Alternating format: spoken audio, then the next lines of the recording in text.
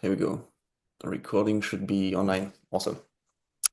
So yeah, for this first session of the EcoMito Club, we've got Soren Coulson, who's gonna present his recent study on deer mice. And so Soren was actually did his PhD with Jim Staples on migratory flights and mitochondrial bioenergetics in birds.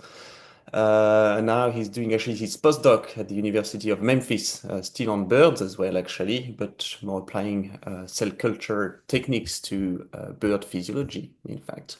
But today he's not going to present a study on birds, he's going to present a study on deer mice. And so, Soren, I'll let you go on with your talk, and I might actually, here we go. You should be able to share your screen now, I believe. Perfect. Thank you, Jules. I think that will be very, very useful. Okay, Jules, can you confirm that you can see Yeah, that okay? perfect. Perfect. Awesome. Well, thank you, Jules, and to the rest of the EcoMito team for the invitation to come present some of this work that I've done. This is actually the work that I'll be showing today is actually from my master's, which I completed all the way back in 2019. So kind of making this talk and running up that manuscript was a really nice nostalgia trip for me. And I kind of look forward to sharing with you some of the fun that comes with studying the system, which is the deer mice, and all the things that come with it, and their study of the evolution of aerobic metabolism. So this was done in the lab of Grant McClelland, who is the last author on this paper, and all of the co-authors on the study are also students in his lab.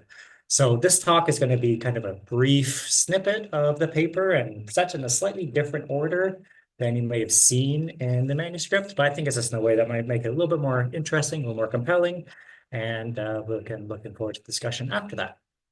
So I'd like to start off with a very brief introduction, which is just kind of introducing the high alpine environment, which is really quite challenging for most animals to live in. And the main reason for that is as we increase in altitude, barometric pressure decreases. So in the air, there's actually less and less oxygen available.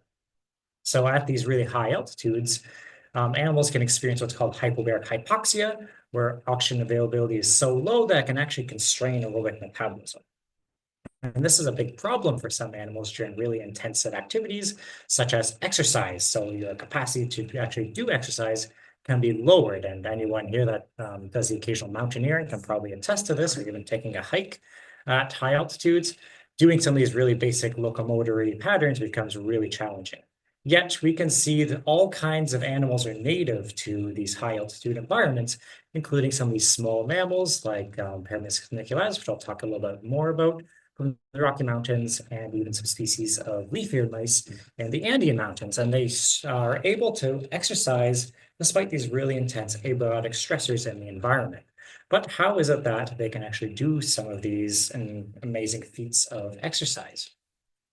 Well, one area is the use of metabolic fuels. So this plot here is deer mice from a previous study from our lab that was from 2017. That's kind of the cornerstone of this current paper being justified for it.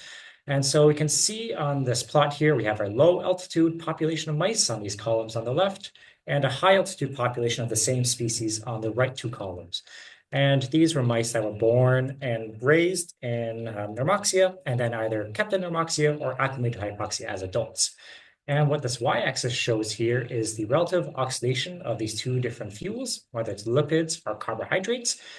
And what's really cool is that you can see that the high altitude mice seem to actually change their reliance on the contributions of these different fuels with acclimation to hypoxia. So these high altitude mice, when they acclimate to hypoxia, are increasing their reliance on carbohydrates to fuel exercise. This is all done at the same relative intensity of exercise. So suggesting that even exercising at the same intensity, these high altitude hypoxia-acclimated mice have this really high capacity to or really high reliance on consuming carbohydrates to fuel exercise. And we think that this might be an adaptive strategy for this mice because if you look at the stoichiometry of the oxidation of carbohydrates versus lipids, carbohydrate oxidation actually has a greater ATP yield per oxygen consumed. And if you're in an O2 limited environment, that can be really beneficial to improving exercise performance. But it becomes a little bit unclear as to actually how the underlying mechanisms work for how these highlanders can actually increase reliance on carbohydrates.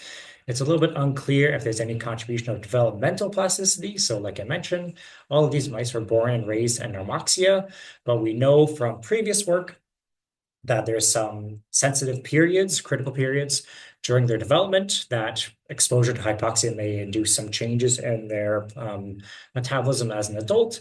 And could there be some underlying changes in the muscle metabolism? Because a lot of the grand scale features of muscle phenotype in these mice don't really seem to change much with hypoxia, whether it be muscle size or fiber type, things like that. So perhaps there's some change in the underlying metabolic machinery of these tissues. So to briefly, very briefly go over an oversimplification of glucose metabolism in the muscle context, we can start with glucose and how it's oxidized down to pyruvate through glycolysis.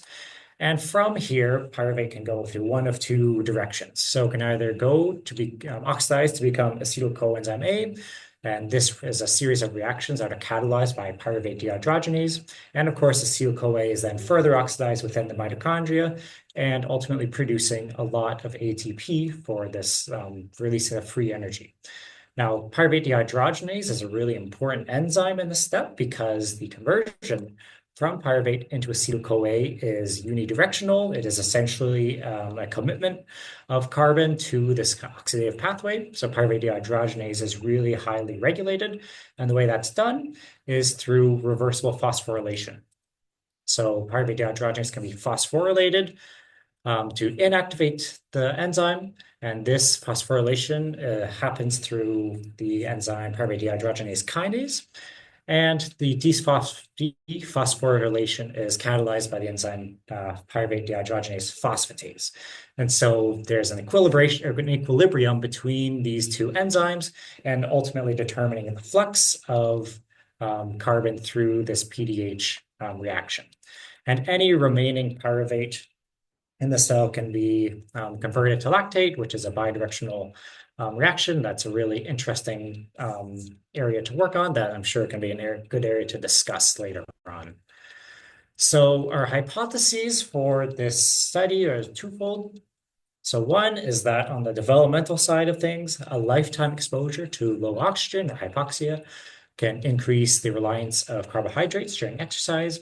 So simply any mice that are born and raised in hypoxia should show a greater use of carbohydrates compared to mice that are born and raised in normoxia and then activated normoxia or kept in normoxia. So our second hypothesis for the study is that an increased carbohydrate oxidation is the result of greater PDH activation. So at the level of the muscle, an increased activation of this enzyme is what causes the increased carbohydrate oxidation at the whole animal level. And for this, we predicted a greater PDH activation during exercise following hypoxia acclimation. So I'll first go over an experimental design, the groups of mice that we used. So first is our wild highlanders. So these were mice that were captured at the summit of a mountain in Colorado in the United States. And this site was roughly 4,300 meters above sea level. And some of these mice were then brought to McMaster University, where most of this lab work was done, which is a low altitude site. And these mice were used as breeders. And then we bred progeny through the first generation. And some of these mice were then kept within the same oxygen conditions. So that's our normoxic group, while others were then transferred into a hypobaric chamber. Ours look a little bit less fancy than the one pictured here. It's actually a modified sewage pipe, but you get the same general idea. So we're actually inducing hypobaric hypoxia through the use of some vacuum pumps, and we can mimic the oxygen conditions that they would have experienced at the summit and the wild. And so for these two groups of mice, these were mice that were born and raised in normoxia and then transferred to either of these acclimations as an adult. So these are our three main groups. So from each of these groups, we did some things a little bit talk a little bit more about the interventions that we did. So first is we're treadmill running, which I'll talk about a little bit more on the following slide. And this is what we did with all three groups and their ambient conditions, with the addition that our wild Highlanders were actually ran at two different altitudes, which I believe was a more of a logistical reason due to the environment at the high altitude site was more of a hut than a fancy field lab. So these measurements were then repeated at a lower altitude with a better control of settings. So in addition to these running experiments, we also conducted some in situ stimulation experiments using the gastrocnemius, which I'll talk about a little bit more following the slide. So for these running experiments, we simply conducted some open flow respirometry. So these mice are running within really controlled conditions, and we're able to measure oxygen consumption and CO2 production in real time. And from these two metrics, we can estimate the proportion of fuels used using respiratory exchange ratio and VO2. We get an idea of the reliance of these mice on lipids versus carbohydrates when they're running. And after a submaximal exercise trial, 75% VO2 max, which is the same intensity used in the previous study that I mentioned, the mice were euthanized, and then we sampled the muscle right after that. So in addition to the running experiments, we also did some in situ muscle stimulation. So, which is a very interesting experiment that is what I specialized on during my master's as part of this project. So essentially what we did is we anesthetized these mice and partially dissected the gastrocnemius and attached the Achilles tendon to a force transducer and isolated the sciatic nerve, which innervates the gastrocnemius, and then placed electrodes on the sciatic nerve so that we can stimulate the sciatic nerve and make this muscle contract under really controlled conditions, like I just mentioned. And then what we did after this is we sampled the muscle after stimulation at two different workloads. So these were standardized to the maximal force production of the muscle. So one being a light workload, which is 25% of maximal force, and a heavy workload, which corresponds to 50% of maximal force, to kind of get a better idea of exercise, of the activation of this pathway at two different intensities of exercise at a much more tightly controlled level, which I'll come back to in the results. So we also assayed the activation of PDH, or the activity of PDH. And just the way that we did that is we first measured what's called PDHA, which is a little bit confusing nomenclature, but I'll talk about this in a little bit more detail here. So this is the active fraction of PDH. So in a cell, we have the active fraction, which I'm showing here as orange, and the inactive or the phosphorylated fraction in the cell. So in this assay, we're only measuring the flux from pyruvate to acetyl-CoA through this active fraction. So we're maintaining the phosphorylation of any phosphorylated PDH within the cell.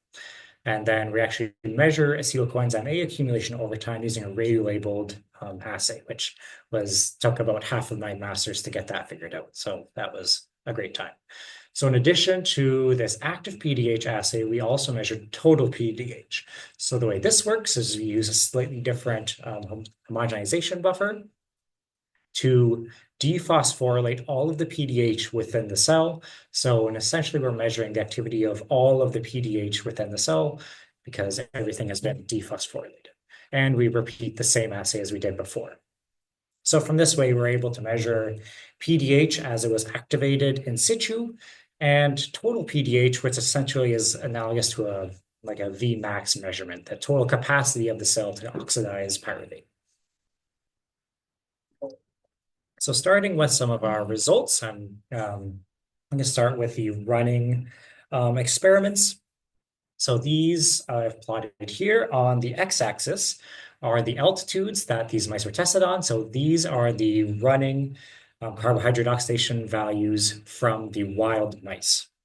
And so the big takeaway here is you can see there's not really much of a difference in the reliance of carbohydrates among these testing altitudes. You can see by this dotted line here, which corresponds to hypoxia-acclimated first-generation mice compared to our first-generation normoxia-acclimated mice on this lower line here, that the mice running in the wild have very similar carbohydrate oxidation or carbohydrate reliance when compared to the hypoxia-acclimated mice, which are altogether higher than what we see in the normoxia-acclimated mice. So altogether, what this suggests is that there doesn't really seem to be a major contribution of developmental plasticity in terms of hypoxia acclimation on the reliance of carbohydrates. These mice, if they're acclimated to hypoxia as an adult, seems to give a very similar phenotype to mice that are acclimated to hypoxia through their entire life. I'll come back to the effects of developmental plasticity a little bit later on, but overall, this is suggesting there's not a lot of support for an important role of developmental plasticity in determining fuel use during exercise. So now we'd like to switch gears a little bit and go towards the PDH activation side of things. So on the x-axis, we have our G1 Highlanders and then normoxia acclimation and hypoxia acclimation, and then our wild mice on the right. So these were mice that were, again, sampled immediately post-running. And on the y-axis here is the active version of PDH, which again corresponds to the activation state of the enzyme within and when it was measured in situ. And we can see that there's not any significant differences among these groups, although in my opinion, there appears to be some trend if we just look at, say, the mean values, where the hypoxia and wild mice clearly seem to be very similar in their activation state of PDH, which appears to be slightly higher than normoxia, although you can see there's a lot of variation among our individuals, which is not really supporting our statistics and providing better support for this difference. So overall, it doesn't really seem to suggest that there's much changing in the activation of PDH with hypoxia acclimation during exercise. Now, I mentioned that there's a lot of variation among these individuals, and our thought that might explain some of this is that there's a lot of variation within these groups. That could be due to variation in sampling time. So as you can imagine, if you have a mouse that's running around in a treadmill, you have to stop the treadmill and somehow grab this mouse, extract it, euthanize it, and then remove the gastrocnemius and then freeze it within a very fast fashion is really challenging to do reliably. And the activation state of PDH is very volatile and can change quite rapidly following the cessation of exercise. So we think that might be contributing to some of the lack of difference that we see here. So in addition to PDHA, we also measured total activity of PDH, PDHT. And interestingly, we see that in our G1 Highlanders, hypoxia acclimation doesn't really seem to have much of an effect of the total activity of PDH, but this kind of is in line with previous papers that were looking at pyruvate-fueled respiration in mitochondria, also showing a very similar trend. But what's really surprising here is that our wild mice show a significantly higher PDHT or capacity to oxidize pyruvate compared to either of our G1 Highlanders, almost double what we see in the hypoxia acclimated mice, which was really cool and something we haven't really seen before. So in contrast to our previous slide, this is suggesting that there might actually be some effect of developmental plasticity, and potentially the ways that they approach this problem might actually be a little bit different, potentially at the level of muscle metabolism. So now for my personal, getting to some of my favorite data in this paper. So this here is PDHA following the in situ stimulation experiments. So we have a resting group on the x-axis on the left, and then our two different workloads on the other two aspects of the x-axis here. And we have our normoxia acclimated mice in the empty bars and hypoxia acclimated mice in the filled bars. And we can see that at the light workload, that the hypoxia acclimated mice have a greater activation of PDHA compared to the normoxia acclimated mice, which suggests that there's a greater activation of PDH at this light workload following hypoxia acclimation. So the hypoxia acclimation has somehow changed the kinetics of PDH activation to have greater activity in this light workload, whereas at the heavy workload, we don't really see the same trend where they're actually quite similar to each other. And that's not too surprising, and that we were expecting to see as the workloads become greater and greater and greater, PDHA should approach total PDH activity. to fuel the greater reliance on carbohydrates that typically comes with high intensity exercise. So that wasn't too surprising, but it was really cool to see that at this light workload, at this submaximal workload, there's a greater activation of PDH with hypoxyaclimation, suggesting that these mice are changing the activation of this enzyme to better oxidize pyruvate. And we also say, I'm not going to show these plots here, but in the paper, we also looked at the expression of several enzymes that regulate pyruvate dehydrogenase, so the kinases and the phosphatases. And we can see that most of these enzymes weren't really changing very much with hypoxyaclimation, but one of the more important enzymes, pyruvate dehydrogenase kinase isoenzyme 2, was actually lower expression of this enzyme with hypoxyaclimation. So this is a very plausible mechanism for how these mice are actually increasing the activity of PDH. And these appear to be independent of any changes of total PDH activity. So it's the regulation of this enzyme appears to be changing with hypoxyaclimation, which is really exciting. So, and the second, well, maybe my favorite plot from the study is this one here. So in those same muscle samples as I showed you before, we have our light and heavy workload here on the x-axis, and this is intramuscular lactate. And we can see that in the hypoxyaclimated mice, we're actually seeing lower accumulation of lactate compared to the normoxyacclimated mice. And so what we think is that this may be a potential consequence of greater PDH activity. So if we have a greater flux through pyruvate oxidation through, in turn, greater PDH activation, we may in fact have lower flux through the other arm of the pyruvate metabolism pathway through to lactate. So to kind of give you like a schematic of what we think this might look like, with hypoxyaclimation, we see a lower expression of this pyruvate dehydrogenase kinase, which is an inhibitor of pyruvate dehydrogenase, which in turn supports a greater flux from pyruvate to acetyl-CoA during submaximal exercise. And potentially as a result of this greater flux through pyruvate to acetyl-CoA, we see a lower flux from pyruvate to lactate. So suggesting that there might indeed be some changes in the metabolic machinery in the muscle with hypoxyaclimation to better support the reliance on carbohydrates during submaximal exercise in these high-lung mice. And that's pretty much what I just said. And so this is, again, we think this might be adaptive by increasing the ATP yield per glucose oxidized and better really getting as much energy as they can through glucose and through the limiting amounts of oxygen that are available. And that's all I have prepared. So I'd be happy to take some questions and maybe start a discussion.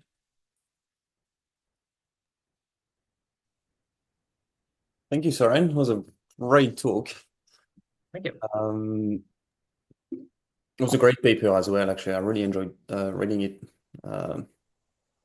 So does anyone has any question for Soren? If you do, you can just, yeah. I see some people nodding. I've got one, Jules. Yeah, you've got one. Go ahead, Tony.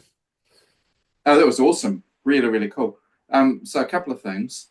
It draws, first of all, I was wondering if you looked at isoforms of the LDHs, because you have, my understanding is that Sherpa and Deans have, there's that lactate paradox where they express a heart type LDH in their skeletal muscle. And Yeah, it helps no, produce the reverses reaction. Yeah, no, that's a great question, Tony. As far as I know, I don't think we have looked at that. Yeah, It seems like a low-hanging fruit, though. Same with MCTs, I think this. Yeah, because you can run out little allozyme electrophoresis. We're currently doing it for birds and stuff for another reason. But that would be and the other thing too is that we think that reversal reaction may actually help produce NADH. It's used for reductases and things for maintaining hemoglobin status and stuff, and antioxidant status. So that'd be a great master's project, actually. Yeah, that'd be cool. I don't think that would be terribly intensive for all the tissues we have in the bank. Very cool. Well, that's me. Yes. Thank you, Tony. Awesome. That's great. think we've got two other questions, but Neil, I think, raised your hand before, so Neil can go ahead first. Yeah, awesome. It's really cool to see it all the work published, Soren, because I was there for at least some of this when you were kind of getting it going. Yeah, I thought the lactate stuff is super cool. Like I'm kind of with on board with that as well. My question is, so what do you think the consequence of that would be? So if you've kind of reduced the flux through lactate, do you think that the mice that have a greater reliance or a greater ability to kind of to flush everything through to the mitochondria might be limited in their ability to really work anaerobically? So if you push these mice to the max, would they fail first? Oh, that's interesting. Yeah, because I would have predicted that they would be better at going at this really high intensities. But I think I'm kind of wondering about like Tony's point there of if they're reducing flux all the way to lactate, I can see some potential problems with if there's not enough NAD generated to keep glycolysis going, that could potentially have some problems. And I kind of wonder as well about, kind of off topic, that carbohydrates are pretty limited in terms of like muscle glycogen, liver glycogen, things like that. So if they're just burning off all their carbs, I don't really know what kind of, endurance capacity that they're going to have. So, but at the high intensity side of things, I think, yeah, that'd be an interesting thing to look at. But I feel like they're kind of maybe not quite as good at the and high intensity side of things. Because even like as far as I know, they're pretty aerobic, as far as I know, in their muscle on the gastroc side of things. Yeah. It's just weird.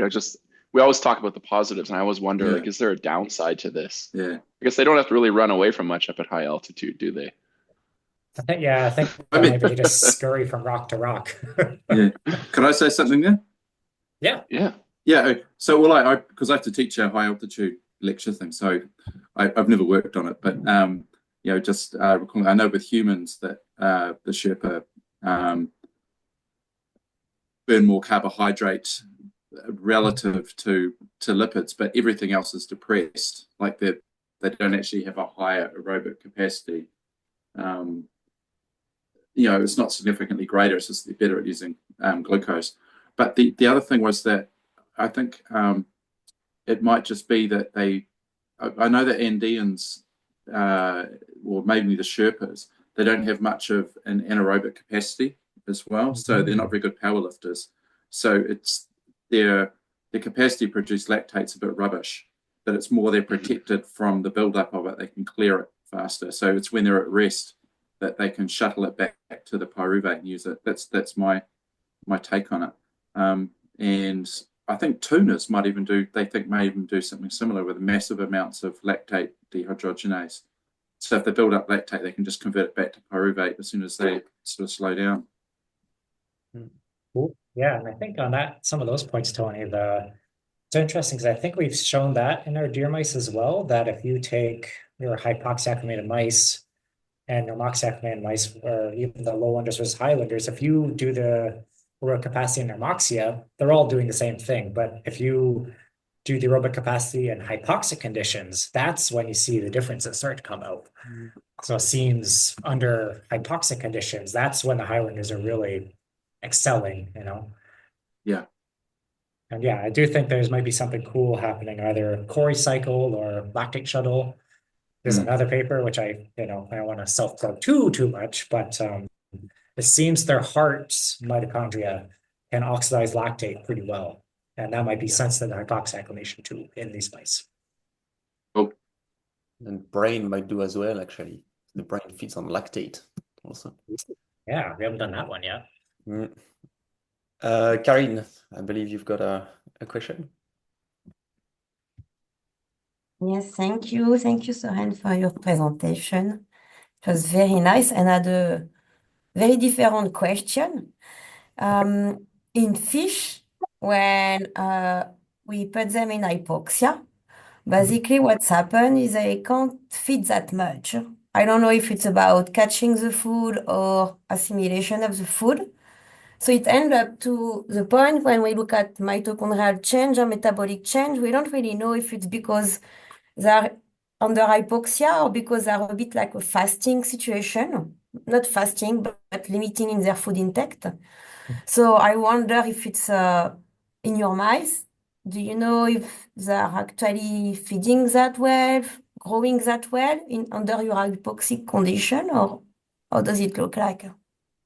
Yeah, as far as I remember, they don't seem to be changing their dietary intake too much at all. At least in the lab, that is, when it's, ad libitum. I'm not sure what it's like in the field. But yeah, I don't think we really see too much change in terms of food intake. Well, if you don't see any change in body mass, I suppose it's because they Um, feed.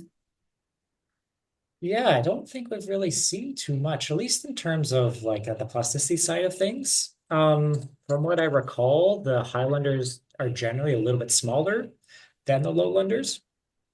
But in terms of like an intra-individual changes in food intake, I don't think we've really recorded any, unless, of course, it's like we do a cold acclimation, then naturally things would increase, even with combined cold and hypoxia. From what I recall, they typically do the things you would expect them to. Thanks, Karin, because I actually had a similar question, in fact, and it was more so around the carbohydrate to lipid ratio in your food, because I saw you were feeding them with apple slices and oat and peanut butter. How much did you give to your mice, and how much did you actually keep for yourself? Because it sounds pretty. But but if you knew actually whether they had the same food along the way, or do you know the ratio actually between carbs and fat intake? Yeah, no, that's a great question. And kind of gets at a lingering thing that we've been struggling with is, of course, in the lab, we know what they're eating because we're feeding them, but in the wild, we don't really know what it is that they're actually eating. I've seen pictures of the summit of Mount Evans, and it's very barren. Like there's a lot of rocks and not a lot of plant matter. And it's so high up, I'm not sure what kind of like invertebrate life there is as well. Mm. So it's really unclear what it is that actually they're eating. And yeah, if that probably has some effect, I would imagine, on their fuel catabolism side of things during exercise. It's a great question. And the challenge, like you mentioned, is conventional experiment is you catch a mouse and maybe you like metabarcode its droppings or dissect and open the stomach, but the stomach's full of peanut butter and oats. So it's tough. Thanks. Pierre, you've got a question for Soren? Yeah, maybe a couple of naive questions, probably easy to answer. My first one is, what are the evidence that there is a limitation of oxygen in the tissue in these hypoxic conditions? Yeah, well, that's a great question. That's kind of a good kind of criticism of the assumption because we like to say that it is oxygen limiting, and it probably is for like a lowland animal. But we know that these mice have a pretty wide milieu of adaptations that help them uptake oxygen and deliver it to the mitochondria, whether it's in the blood hemoglobin, the heart function, capillary density, and the muscle. So we're just kind of making a broad assumption that this level of oxygen in the environment, which I believe is about half of what you would see at sea level in terms of like partial pressure. But to those mice, it might not actually be that hypoxic. Okay. But evidently, it is inducing some kind of changes because there are some traits that seem to be changing. And according to what it's beautiful work, and I've been really impressed that you've been able to do it for a master degree. I wouldn't expect it from my student. But my second question: do you have any idea of the control strength of mitochondrial respiration at high level of activity or low level of activity at the level of pyruvate dehydrogenase? Is it a really important enzyme to control the flux of substrate and electron in mitochondria during respiration? Yeah, that's a great question. I recall reading this when, back in 2019. From what I recall, that was an important site. Same with, I believe it's hexokinase for determining flux through the entire pathway. So from what I recall, pyruvate dehydrogenase was still pretty had a high control factor for the flux of the pathway. And can I try a last one, really last one? You know, I've been impressed by your level of activity, total activity of pyruvate dehydrogenase in the wild population. But could it be explained also only by the fact that these animals have been selected for higher level of activity than the lab, and a proper control would be for future experimentation would be to compare with low altitude wild populations? Yeah, it's certainly possible. I think that is kind of the double-edged sword that comes with sampling animals straight from the wild. And I guess something to think about as well for the low altitude comparison, like you're mentioning, is I wonder if these mice face slightly different selective pressures. So I would imagine that the mice at high altitude have more pressure from surviving in the environments, which is derived from, I think, getting enough food and things like that. But the low altitude mice have a greater pressure from predation. So what that might translate into muscle metabolism is, I think, an open question that would be pretty cool to work on. That might be a survival versus performance, essentially. Thanks, Pierre. Thanks, Pierre. Neil, I believe you've got a question as well. Yeah, thanks very much, Soren, for a really nice talk. I was wondering about the graph you showed of the active PDH levels, which only showed a difference between normoxia and hypoxia under light workload, not under heavy. Do you have a kind of explanation for that? Yeah, it was a little bit surprising. Our ideal prediction would have been the same trend at both workloads. Our working explanation right now is that as workload increases, PDHA should approach PDHT because at high exercise intensities, that's typically fueled almost exclusively by carbohydrates in mammals. So our prediction was that because PDHT, or the ceiling, if you will, is the same between these two groups, they're converging at the ceiling at these high workloads. So that's our working hypothesis, is that they're basically both approaching PDHT at that workload. And it's almost as if for the hypoxia ones, almost looks like the PDHA has decreased. It's not significant, but it certainly hasn't increased between light and heavy workloads. I mean, is this just kind of random? I mean, the sample sizes are quite small, so maybe we shouldn't read too much into that. I don't know.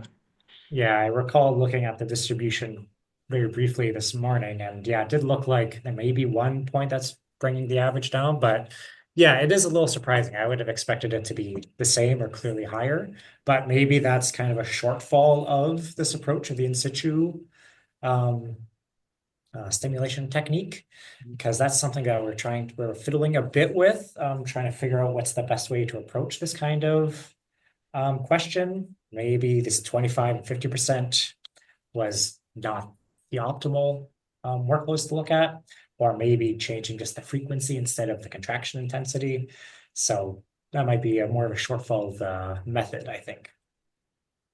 I mean, do you have any data on how well they performed that workload? I mean, because there's a big variation in the PDHT levels between mice. I just wonder, does that correlate with anything else? Do you know? Does ones that have a high level able to do more?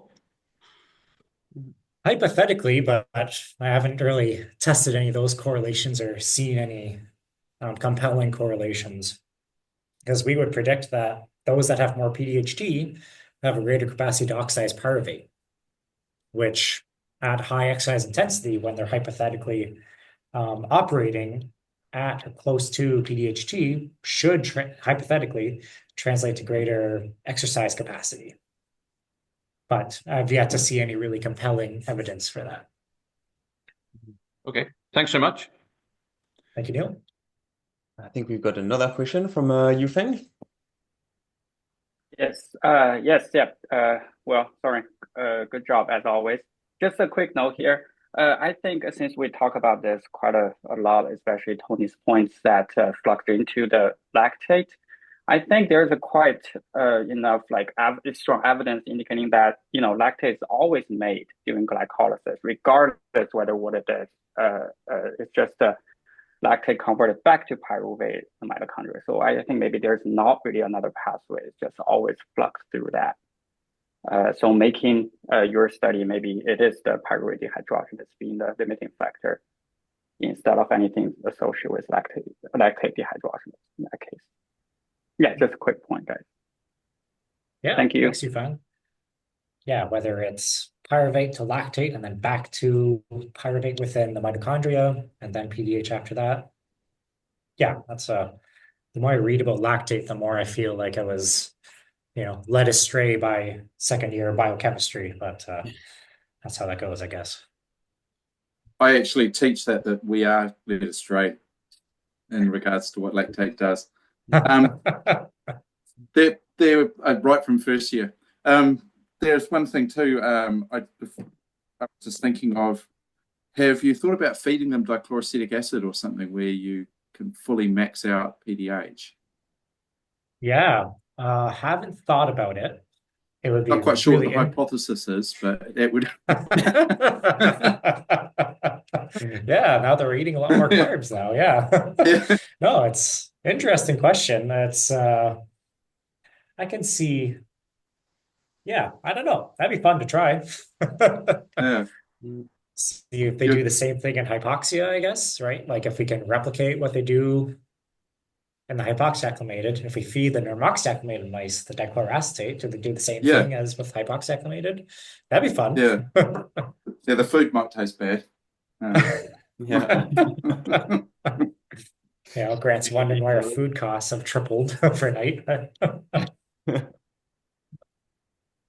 And Soren, just a quick one. What about Krebs cycle flux regulation of the whole thing? So any evidence for any changes in mitochondrial density in those muscles, in those different mice? Do you know that the mito side of it? Yeah, that was in a previous paper from our group, but within the population, hypoxyaclimation doesn't really seem to change much in terms of like mitochondrial density, respiration, things like that. And even in, I think this study here in one of the tables, we show, like citrus synthase activity isn't changing. I think the only one that changed was malate dehydrogenase, which I'm not entirely sure what that means in terms of like the control of respiration and flux through the mitochondria. But it's surprising that we don't really see a lot of changes in the gastroc in terms of muscle or mitochondrial function or abundance. You'd have to be careful with MDH because you've got a cytosolic form as well. So, that would be complicated, wouldn't it? Have you thought of some metabolomics? Where you just snap free some of the muscle? Might be quite hard, really, I think. Yeah, I think, that would be pretty cool to do. And even like we were talking about, stimulated muscle. Yeah, that's doable. So I don't think I mentioned it in the talk, but it's within a few seconds of the stop of stimulation. So hypothetically, we could get a pretty good snapshot, I think. And I think that would actually be really interesting to look at because I suspect that there's a lot of changes in the metabolite environment that's contributing to changes in allosteric activation of PDH, and that might be and driving some of those changes we see in PDHA. Just because it seems PDK and PDP are so regulated by things like the redox ratio ions, like calcium and things like that in the mitochondria. Calcium. Yep. Yeah. So that'd be a great. I think what we've. thing to look at. I was going to say, I think what we've said is, even though Pierre said that you did a huge amount of work, you didn't do enough. There's all these other things you should have measured at the same time. Indeed. Yes. Isn't that how science works, right? Yeah. Why don't you just do double the work? Yeah. Especially from your masters, you have to redo your masters now. Yeah, never mind the other.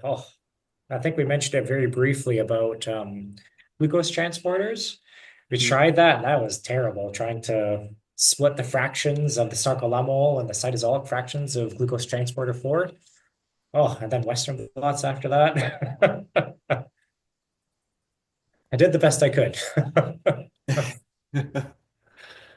MCT levels, like carbohydrates import levels and all that kind of stuff. I mean, you could do so much more. Does anyone has any other question actually for Soren? Or no, I don't. I can't even think. I mean, I could think of many more questions, but we would probably be over time otherwise. So I guess we might actually wrap up the session for today, or at least for this month.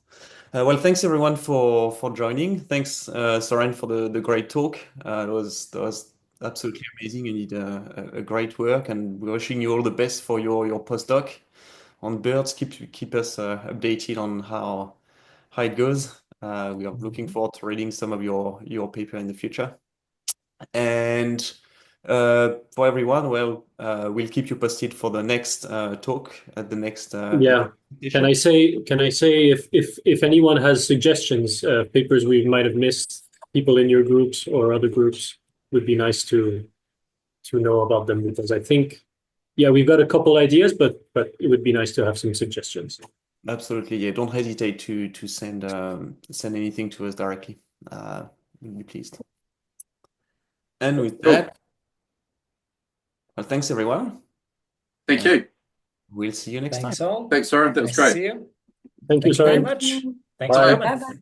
Take care now. Bye. See you at 9, Jules. Adios. Yeah.